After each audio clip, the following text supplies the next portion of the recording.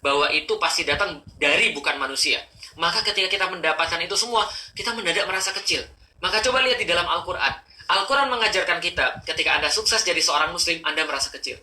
Maka ketika Anda selesai sholat, apa yang Anda ucapkan? Astaghfirullahaladzim, Astaghfirullahaladzim, Astaghfirullahaladzim. Kenapa? Kita merasa kita nggak punya apa-apa. Kita merasa kita lemah. Orang yang merasa lemah, dia perlu untuk menyembah sesuatu. Orang yang merasa kecil, dia perlu berlindung pada sesuatu yang besar. Orang yang merasa dia kurang, dia akan mencari sesuatu yang bisa melengkapi dia. Orang yang insecure, dia akan senantiasa mencari perlindungan.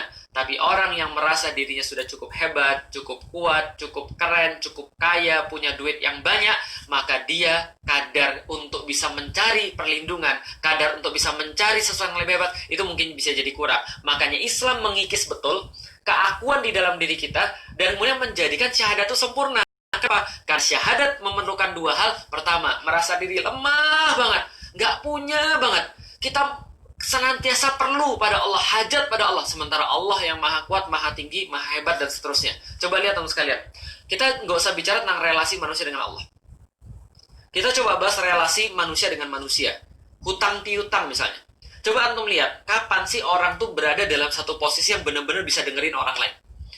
Kapan manusia berada dalam satu posisi ketika dia benar-benar bisa nurut sama orang lain? Dalam posisi ketika dia perlu, betul nggak?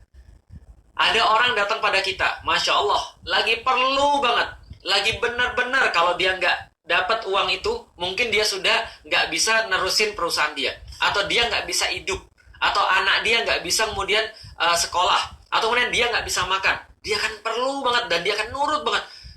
Datang, kalau misalnya taruhlah saya orang kaya, tapi saya orang kaya yang baik misalnya, amin.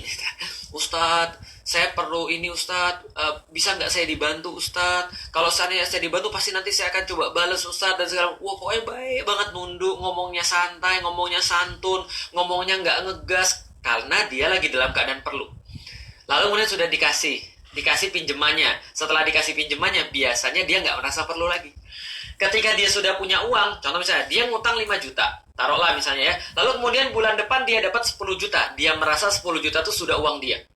Padahal di dalam Islam, kalau ada orang ngutang, contoh nih, saya utang 5 juta, bulan depan saya dapat 10 juta, maka duit saya bukan 10 juta, tapi 5 juta. Karena 5 juta yang berikutnya adalah untuk melunasin hutang saya, karena itu bukan rezeki saya. Tapi kalau orang zaman sekarang kan nggak gitu. Ketika dia perlu, itu nurut banget. Ketika dia merasa lemah, itu mau banget minta tolong. Tapi begitu dia sudah merasa kuat, dia sudah merasa punya uang, dia sudah merasa itu rezekinya dia merasa bahwa ini adalah uangnya dia, maka dia jadi sulit banget ditagih.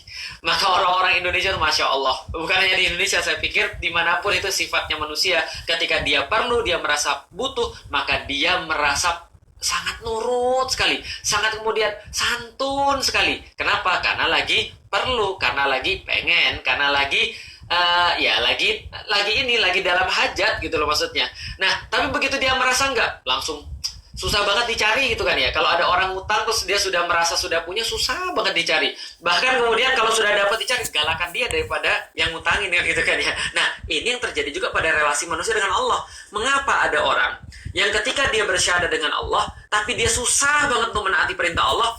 Coba cek hati kita teman sekalian. Coba introspeksi diri kita. Periksa hati kita. Jangan-jangan kita tuh merasa bahwa kita tuh sudah lebih daripada Allah. Atau jangan-jangan kita tuh merasa bahwa kita sudah punya tandingan lain selain Allah. Ketika Allah minta kita untuk melakukan sesuatu, lantas kita tidak mau melakukan sesuatu itu, jangan-jangan kita merasa bahwa ada sesuatu yang lain yang bisa untuk melindungi kita selain Allah. Atau ada sesuatu yang bisa memenuhi kita selain Allah. Atau ada sesuatu yang kita lebih cari lebih daripada Allah. Itu yang sudah namanya syirik. Tidak mengesahkan Allah. Contoh misalnya, coba periksa hati kita. Kalau seandainya sudah ada sesuatu maksiat yang kita lakukan, padahal jelas-jelas itu perintah Allah, hampir pasti, kalau tidak bisa dikatakan pasti, ada sesuatu yang kita lakukan secara syirik.